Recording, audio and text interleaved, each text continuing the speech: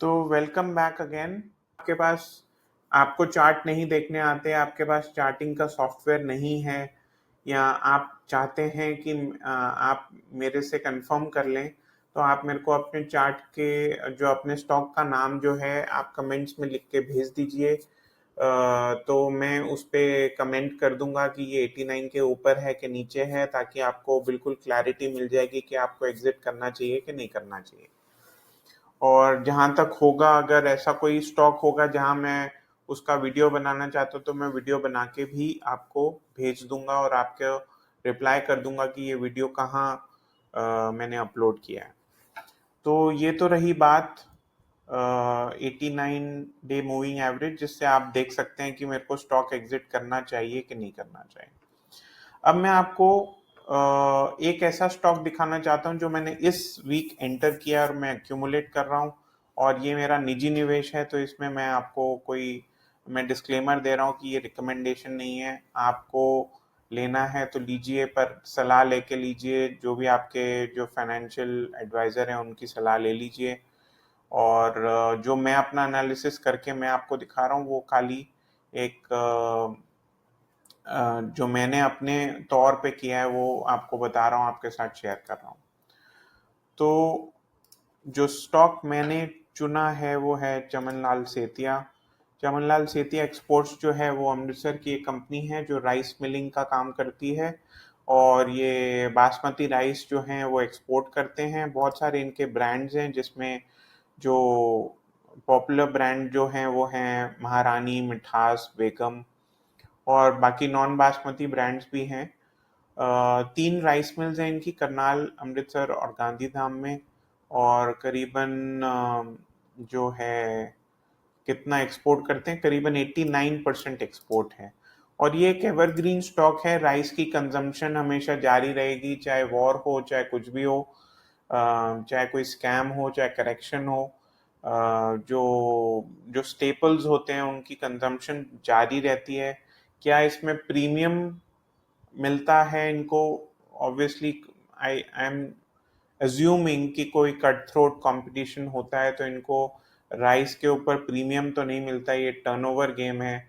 But at the same time मुझे ऐसा लगता है कि ये company is an acquisition play.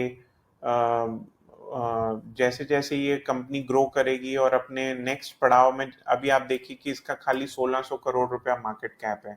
तो जैसे ही ये ग्रो करेगी बियॉन्ड 5000, बियॉन्ड 10,000, तो उसमें एक जो बड़ा प्लेयर होता है वो एक्वायर कर सकता है ऐसी छोटी मझौली कंपनीज को। तो उस तरीके से आपको ये देखना चाहिए। और वैसे भी मेरे को लगता है कि जिस तरीके से स्टॉक बिहेव कर रहा है, तो उसमें 15-20% की ग्रोथ है। अगर आप इसमें भी देखेंगे कि 10 साल की रिटर्न इसने 36% ईयर ऑन ईयर दी है, तो which is not a bad return. तो इस तरीके से आपको देखना चाहिए। अपने ऑल टाइम हाई पे ट्रेड कर रहा है, और पीछे देखिए कि इसने सितंबर में बहुत ही बड़ी वॉल्यूम के साथ ट्रेड किया है। तो इसमें करीबन 8,000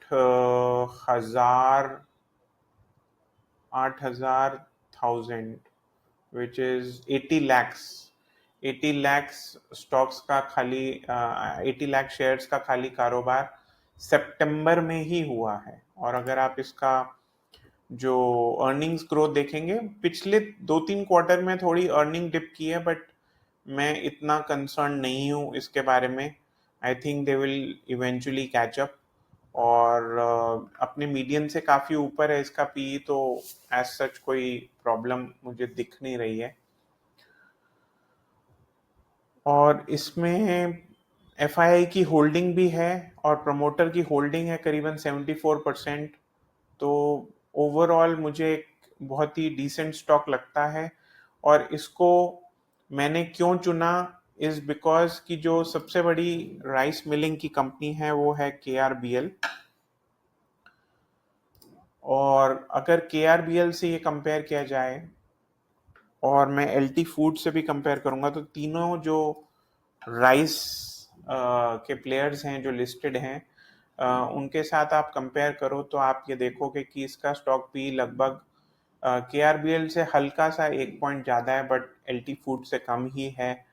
और ये प्राइस टू बुक इसका अगर हम देखें, प्राइस टू बुक इसका 2.31 है, KRBL का 1.39 है और LT फूड्स का 4.04 है। और इसमें वॉल्यूम अच्छी है, जबकि आप KRBL और LT फूड्स की देखोगे तो वॉल्यूम जो VQR है वो कम है उनका, चमनलाल सेतिया का ज़्यादा है। और जो वॉल्यूम मल्टीपल जो वॉल्यूम है वो भी इसमें काफ़ी अच्छी आई है in terms of number of shares. ये अपनी 200 डे मूविंग एवरेज के ऊपर चल रहा है, जबकि KRBL नीचे चल रहा है, तो वो वीक शेयर है।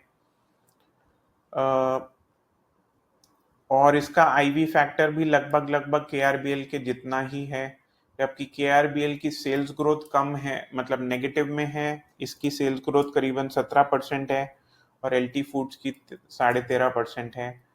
और intrinsic value to intrinsic IV factor जो है मैंने बता दिया, intrinsic value to current price इसकी अच्छी खासी है।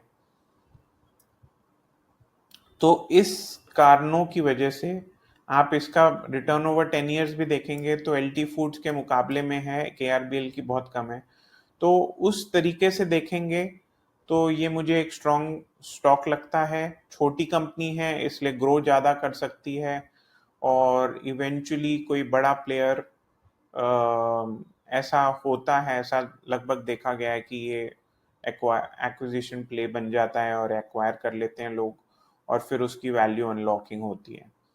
तो इसका अगर आप वैसे भी ROE भी देखेंगे तो KRBL से ज़्यादा है। तो ओवरऑल अगर आप कंपेयर करें तो चमनलाल सेतिया एक्सपोर्ट मेरे को KRBL से बेटर लग रहा है। अगर आप मैं आपको 2 मिनट KRBL का चार्ट भी दिखा देता हूँ, तो KRBL पे अगर अंदर जाएंगे तो एक तो ये बिल्कुल ही डिप कर रहा है, अपने 200 डे मूविंग एवरेज से नीचे चल रहा है। इसकी आप अर्निंग्स डिक्लाइन भी आप देख ही सकते हैं कि अर्निंग्स डिक्लाइन कर रही हैं। तो उस तरीके से मेरे को ये जो छोटी सी अमृतसर की कंपनी है वो बेटर लगी है। तो उस तरीके से आपको देखना चाहिए। तो ये वीडियो यहीं तक रखते हैं। Thank you so much and मिलते हैं अगले वीडियो में।